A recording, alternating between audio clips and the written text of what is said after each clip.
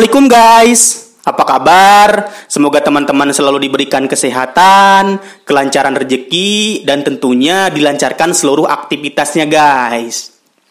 Nah guys, di video kali ini bukan video traveling, touring, ataupun naik gunung. Tapi di video kali ini saya ingin sharing saja kepada teman-teman soal biaya yang harus dipersiapkan kalau misalkan teman-teman mau traveling atau solo riding dari wilayah barat sampai ke Flores guys.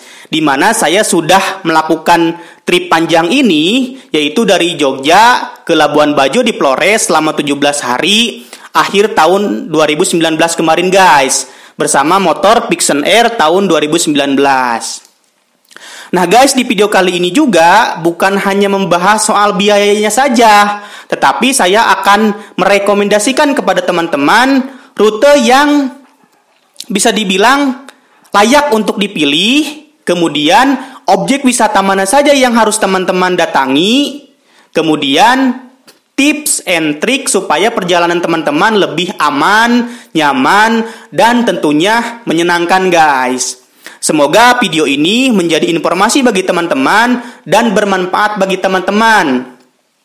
Oke guys, sebelum saya menjelaskan terperinci soal biaya dan lain-lainnya, saya ingin sharing kepada teman-teman, kenapa sih kita harus traveling plus solo riding ke Flores guys? Kenapa bukan ke tempat lain? Nah, jawabannya simpel teman-teman. Karena menurut saya, Flores itu adalah tempat yang paling lengkap secara objek wisatanya guys.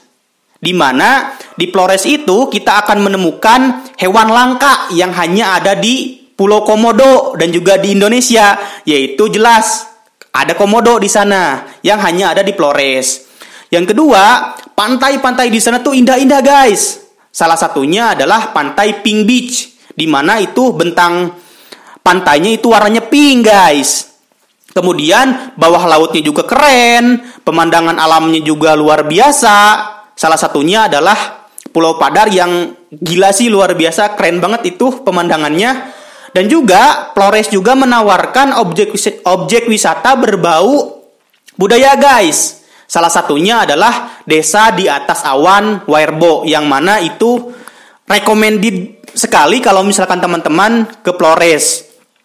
Dan tentunya kalau misalkan teman-teman traveling ke Flores dan menggunakan motor seperti saya, jelas teman-teman akan melewati dua pulau keren, yaitu Pulau Bali dan juga Pulau Lombok, yang mana bisa dikatakan Bali dan Lombok itu bisa dikatakan objek wisata yang banyak sekali diinginkan untuk didatangi oleh beberapa teman-teman yang berada di wilayah barat. Contohnya seperti daerah Sumatera dan juga Pulau Jawa gitu kan. So, jadi kalau misalkan teman-teman riding atau touring ke Flores, teman-teman akan mendapatkan pemandangan yang luar biasa, dan juga teman-teman akan melewati Bali dan juga Lombok guys, yang benar-benar itu luar biasa banget secara objek wisatanya. Oke guys, sekarang saya akan menjelaskan soal rute yang recommended untuk dipilih. Nah, di mana saya akan menjelaskan rute berangkatnya dulu. Di mana saya memulai dari Jogja, kemudian lewat Solo, Karanganyar, Tawangmangu, masuk ke Ponorogo, Trenggalek, Blitar, dan Banyuwangi guys. Nah, setelah dari Banyuwangi saya menyeberang ke Bali. Nah, di Bali ini guys, secara garis besar ada dua rute yang bisa teman-teman pilih. Ada rute selatan, ada rute utara. Dimana kalau misalkan rute utara itu dari Gilimanuk menuju Singaraja. Tetapi kalau rute selatan itu dari Gilimanuk menuju Negara dan juga Denpasar. Nah, rekomendasi dari saya, kalau misalkan teman-teman baru pertama ke Bali, rekomendasi saya lebih baik teman-teman pilih jalur selatan ketika berangkat, yaitu dari Gilimanuk ke Negara dan juga ke Denpasar, kemudian masuk ke pelabuhan Padang Bay di Bali Timur guys, kemudian nyebrang ke Lombok. Nah, ketika sudah sampai di pelabuhan di Lombok, teman-teman pasti akan dipilihkan dua jalan, yaitu jalur tengah ataupun jalur utara. Kalau saya waktu itu memilih jalur utara kalau untuk berangkat. Alasannya karena memang saya ingin mendatangi objek wisata Gili Trawangan, guys. Jadi saya memilih jalur Lombok Utara ketika berangkat dan pulang lewat jalur tengah kemudian selatan menuju ke Mandalika, guys. Nah, kalau misalkan teman-teman sudah sampai di Lombok Timur, teman-teman nanti akan menyeberang ke Pulau Sumbawa, guys. Yaitu dari Pelabuhan Kayangan menuju Pelabuhan Pototano di Sumbawa Barat. Kemudian kalau sudah sampai di Sumbawa Barat, teman-teman nanti akan riding di jalan satu-satunya atau jalan utama dari Sumbawa Barat, kemudian Sumbawa Besar, masuk ke Dompu, dan juga berakhir di Bima, guys. Nah, di Bima nanti teman-teman mendatangi Pelabuhan Sape yang ada di Bima bagian timur, kemudian menyeberang ke Flores. Nah, kalau sudah di Flores, teman-teman silahkan bisa explore Flores. Bisa kemana saja, banyak kok objek wisata nanti yang saya akan jelaskan di Flores, guys. Nah, itu untuk rute berangkat. Jadi bisa dikatakan kalau rute berangkat ini kita melewati jalur selatan. Selatannya Pulau Jawa, selatannya Pulau Bali, dan di Lombok melewati jalur utara. Nanti ada birolnya insya Allah. Sedangkan kalau misalkan selama touring di Sumbawa itu hanya ada satu jalannya saja, guys. Jalan utamanya saja. Nah, sedangkan kalau misalkan untuk rute pulang supaya tidak bolak-balik, tidak melewati jalan yang sama, dari Flores balik lagi ke Pulau Sumba, kemudian dari Sumba balik lagi ke Lombok. Nah, di Lombok teman-teman bisa memilih jalur tengah atau jalur selatan. Jadi kalau pas berangkat kan jalur utara.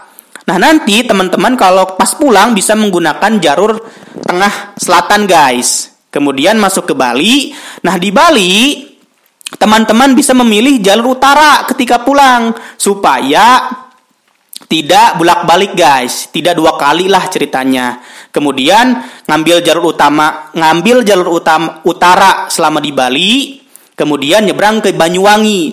Nah, baru ketika di Banyuwangi, teman-teman ketika pulang jangan jalur selatan, tetapi ambil jalur utara, guys.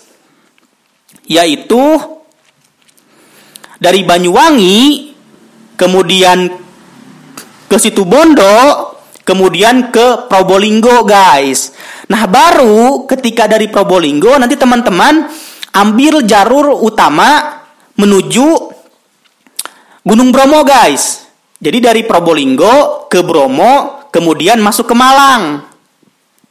Nah, kalau dari Malang teman-teman bisa pilih apakah mau balik ke Blitar, ke selatan lagi, atau ke Kediri. Kalau saya sih waktu itu dari Malang ke Kediri, guys. Kemudian dari Kediri saya ambil ke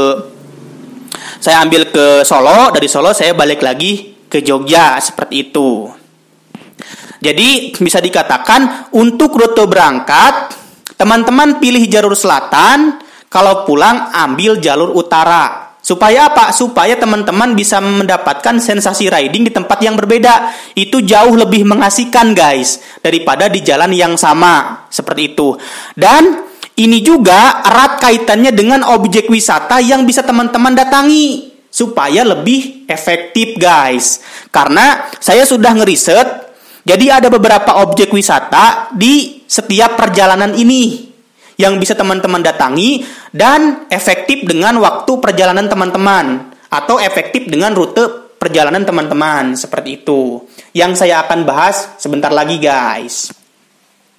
Nah, guys, sekarang saya akan menjelaskan kepada teman-teman soal objek wisata mana saja sih yang recommended untuk teman-teman datangi ketika teman-teman berangkat touring ke Flores dan juga pulang dari Flores. Supaya efektif, teman-teman.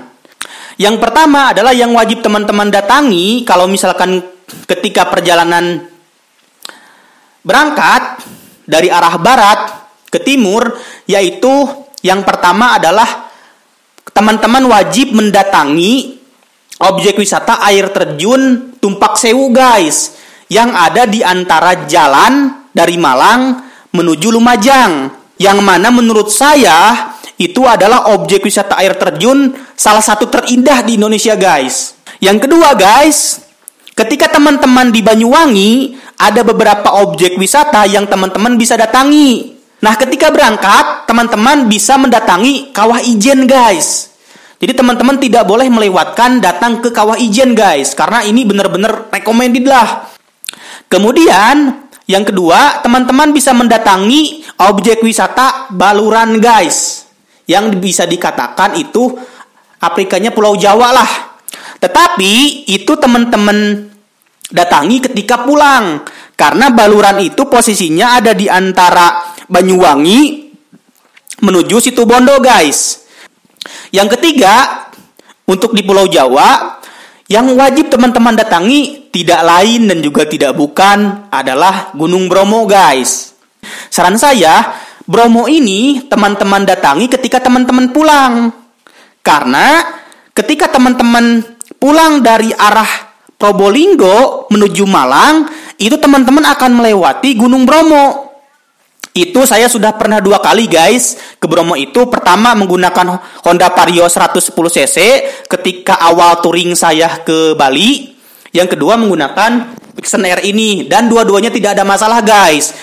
Yang kedua adalah objek wisata di Bali. Jadi kalau misalkan ketika teman-teman berangkat ke Flores, pastinya teman-teman akan lewat Bali. Dan balik lagi saya merekomendasikan menggunakan jalur selatan. Nah guys, ketika perjalanan dari Gilimanuk ke Negara dan juga ke Denpasar, nah dari Negara ke Denpasar ini di sebelah selatannya ada Tanah Lot guys. So, jadi ketika teman-teman berangkat, teman-teman bisa mendatangi objek wisata Tanah Lot karena masih satu jalur dengan arah berangkat. Dan ini jangan sampai dilewatkan. Sayang gitu kan, teman-teman sudah ke Bali tapi tidak ke Tanah Lot guys. Dulu itu waktu saya 2018, waktu touring pertama kali itu masih sekitar 25.000 masuknya.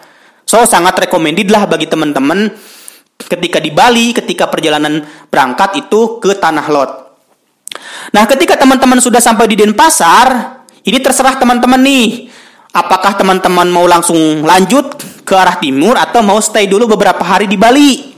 Nah, ketika di Bali, saran saya kalau misalkan pas berangkat, lebih baik teman-teman kunjungi objek wisata yang ada di selatannya Bali guys. Contohnya GWK, kemudian Pantai Pandawa, kemudian Pantai Kuta. Nah, itu ada di wilayah Bali guys, bagian selatan. Yaitu bisa teman-teman datangi ketika teman-teman berangkat ke Flores. Nah, baru teman-teman bisa mengeksplor Bali bagian utara ketika teman-teman pulang. Contohnya seperti objek wisata pura yang ada gambar uangnya guys. Saya lupa lagi namanya, nanti saya akan lihatkan kepada teman-teman. Jadi itu bisa teman-teman datangi ketika teman-teman pulang. Dan juga teman-teman bisa mendatangi Pantai Lopina di Bali Utara ketika teman-teman pulang. Nah, kemudian objek wisata yang sangat recommended sekali di Lombok guys. Sama halnya Bali guys, Lombok juga itu bisa dikatakan objek wisatanya keren-keren abis. Tidak kalah dengan Bali. Nah, ketika berangkat, ada beberapa objek wisata yang saya sarankan untuk teman-teman datangi. Yaitu, pertama, teman-teman datangi dan tidak boleh tidak, yaitu ke Gili Trawangan guys. Bisa dikatakan ini ikonnya Lombok itu Gili Trawangan. So, sangat sayang sekali kalau misalkan teman-teman tidak ke Lombok, tapi teman-teman tidak ke Gili Trawangan. Nah, posisi Gili Trawangan itu guys ada di Lombok bagian utara. Jadi bisa teman-teman datangi ketika teman-teman arah berangkat ke Flores. Nah, kalau misalkan teman-teman arah pulang, teman-teman bisa mengunjungi beberapa objek wisata yang ada di selatan.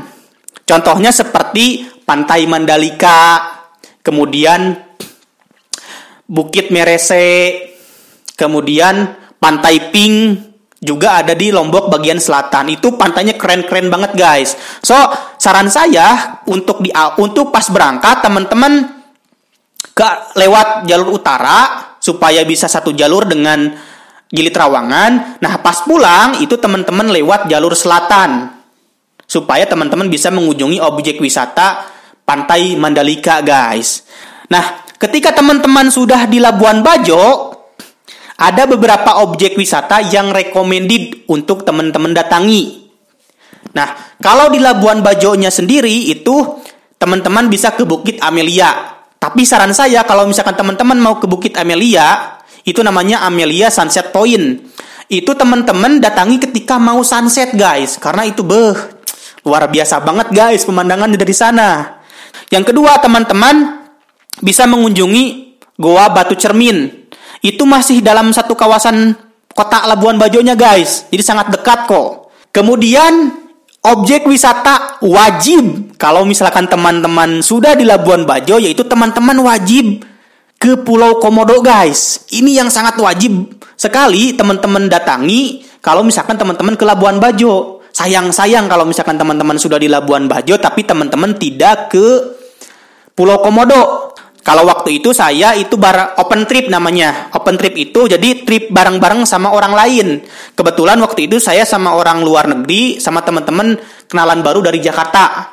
Waktu itu. Jadi saya sailing selama 2 hari 1 malam keliling kawasan Pulau Komodo guys. Di mana teman-teman akan mengunjungi Pulau Komodo, Pulau Kenawa, Pulau Rinca, kemudian Pulau Padar, kemudian snorkeling, dan beberapa objek wisata lainnya teman-teman. Ke Pink Beach juga, kan? Ke Pink Beach juga. Pasti teman-teman akan ke Pink Beach juga. Nah teman-teman, itu untuk harganya sendiri kalau saya waktu itu, untuk 2 hari 1 malam itu harganya 1.200.000 selama 2 hari 1 malam. Itu sudah termasuk kapal, makan, dan juga masuk ke objek wisata kawasan Pulau Komodo itu guys. Kalau misalkan 2 hari 1 malam. Tapi kalau misalkan 3 hari 2 malam itu sekitar 2.300.000 kalau nggak salah sampai dengan 3 jutaan. Tergantung pilihan kapal yang teman-teman datangi. Oke guys, sekarang saya akan menjelaskan kepada teman-teman soal biaya yang harus disiapkan. Kalau misalkan teman-teman mau solo riding plus traveling dari wilayah barat seperti Jogja, Bandung, atau Jakarta menuju Flores guys selama 17 hari. Nah, untuk biaya sendiri ada 2 macam guys. Yang pertama ada biaya wajib, yang kedua ada biaya opsional. Nah, saya akan jelaskan terlebih dahulu untuk biaya wajib guys. Nah, biaya wajib yang pertama adalah penyeberangan kapal sebanyak 8 kali untuk pulang pergi. Yang pertama adalah dari Pelabuhan Ketapang di Banyuwangi menuju Pelabuhan Gilimanuk di Bali. Harganya 25.000. Yang kedua, Pelabuhan Padangbay di Bali Timur menuju Pelabuhan Lembar di Lombok, harganya 130.000. Kemudian dari Pelabuhan Kayangan di Lombok Timur menuju Pelabuhan Pototano di Sumbawa Barat, harganya 55.000 guys. Kemudian yang terakhir adalah dari Pelabuhan Sape di Bima menuju Pelabuhan Labuan Bajo, itu harganya 185.000 guys. Jadi total biaya kapal untuk pulang pergi selama 8 kali itu harganya 790.000, atau kalau dibulatkan jadi 800.000 guys. Nah, yang kedua adalah biaya wajib untuk bensin, di mana bensin selama 17 hari saya pukul rata saja setiap hari 50.000, yaitu 850.000. Kemudian ganti oli 2 kali itu 110.000. Kemudian makan dan minum selama 17 hari saya pukul rata setiap harinya 50.000, yaitu 850.000.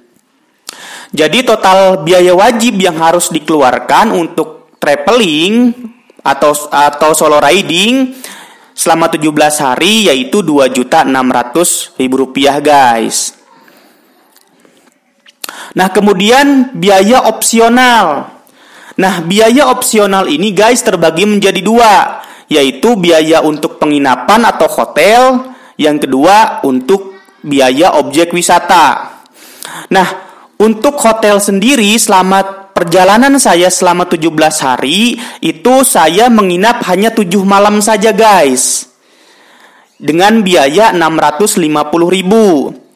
Yaitu pertama di Lombok Rp100.000, kemudian di Gili Trawangan Rp120.000, Labuan Bajo Rp100.000, di Mandalika Rp90.000, di Bali Rp70.000, di Probolinggo Rp110.000 dan di Malang Rp55.000. Nah, kebanyakan saya guys memilih hotel-hotel yang murah-murah karena sifatnya backpacker dan juga saya banyak melakukan camping. Jadi untuk biaya hotel ini tidak terlalu mahal. Dari 17 hari perjalanan saya hanya menginap di penginapan itu selama 7 malam saja. Dan juga saya juga banyak ditolong oleh orang kenalan-kenalan baru yang memberikan tempat tinggal selama di perjalanan. Yang kedua adalah objek wisata. Nah, objek wisata ini bisa dibilang variatif guys. Tergantung objek wisata mana yang teman-teman pilih.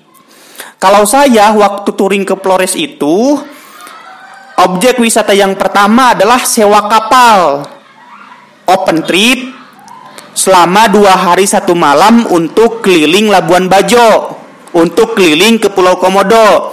Harganya itu 1,1 juta dengan harga kapal 800.000 dan retribusi senilai 300.000. Di mana itu sudah teman-teman akan dikasih makan selama di kapal 3 hari sekali plus tidur di kapal guys. Itu sensasinya luar biasa lah, kita tidur bersama teman-teman yang lain di kapal dan juga di tengah laut gitu kan, seperti itu. Kemudian biaya masuk objek wisata di atas awan wireboat saya itu 500.000. Di mana itu biaya utamanya sih 350.000. Kalau 150.000 itu guide sama sewa ojek guys. Yang ketiga adalah Gua Rangko. Itu 170.000. Di mana sewa kapal 150.000 dan juga retribusi masuk itu 20.000. Kemudian Gua Batu Cermin 50.000, snorkeling di Gili Trawangan 120.000. Kemudian kapal pulang pergi dari Lombok ke Gili Trawangan itu 30.000. Kemudian masuk ke Bromo itu 55.000 guys. Jadi total biaya yang saya keluarkan untuk objek wisata itu sekitar 2 jutaan guys. Ya bisa dibilang sama mahalnya dengan biaya wajib yang tadi guys.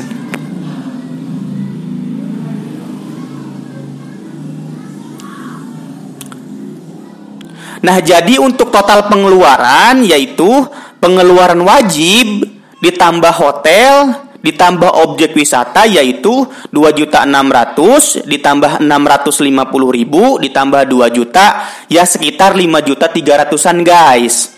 So kalau teman-teman berangkat dari Jakarta atau Bandung misalnya ya tambahkan saja sedikit lah. Misalkan dari 300 sampai 700. Jadi kalau misalkan total perjalanan misalkan teman-teman dari Jakarta atau dari Bandung sampai dengan ke Flores 17 hari itu sekitar 6 jutaan aja guys. Nah, oh ya, ini tidak termasuk objek wisata yang saya rekomendasikan tadi seperti Kawah Ijen, air terjun Tupak Sewu, dan objek wisata di Bali yang lainnya. Ini tidak termasuk ya guys ya. So, idealnya berapa sih gitu kan kalau misalkan teman-teman contohnya dari Jogja, Bandung, kemudian Jakarta mau ke Flores, idealnya sih bawa sekitar 7 jutaan saja guys. Itu sudah nyaman. Kenapa? Supaya teman-teman ada spare kalau misalkan teman-teman mau masuk ke objek wisata yang lainnya selain yang saya rekomendasikan tadi. Kemudian siapa tahu teman-teman menginap di hotel lebih banyak seperti itu. Jadi di-spare aja sekitar 7 jutaan supaya teman-teman bisa lebih nyaman dan juga lebih tenang lah selama di perjalanan. Oke guys, yang terakhir saya ingin sharing saja kepada teman-teman soal tips atau saran bagi teman-teman yang mau solo riding ke Flores guys. Yang pertama, pastikan kondisi kendaraan teman-teman itu sehat. Karena semakin ke timur itu semakin susah mencari bengkel yang besar guys. Yang kedua, kalau teman-teman punya tenda, bawa saja tendanya. Nah, supaya teman-teman kalau misalkan teman-teman mau camping di tempat-tempat yang bagus, itu bisa camping guys. Dan bisa menghemat biaya untuk penginapan. Yang ketiga, kalau teman-teman ada sahabat atau teman misalkan, usahakan jalan berdua, jangan sendiri. Karena kalau berdua bisa lebih menghemat biaya karena bisa sharing gitu kan. Kemudian lebih seru saja selama di perjalanan. Dan tentunya kalau misalkan teman-teman jalan berdua dan mau camping itu jelas lebih aman. Yang ketiga, saran saya buatlah dokumentasi guys, seperti video untuk kenang-kenangan. Kalau misalkan teman-teman sudah pulang, dengan adanya dokumentasi video teman-teman bisa flashback kenang-kenangan teman-teman sewaktu di perjalanan. Oke guys, itu saja mungkin video hari ini. Mudah-mudahan bermanfaat bagi teman-teman. Kalau misalkan ada informasi yang kurang jelas, silahkan ditanyakan di kolom komentar ya guys. Insya Allah saya balas kok satu persatu. Oke guys, sampai jumpa di video berikutnya.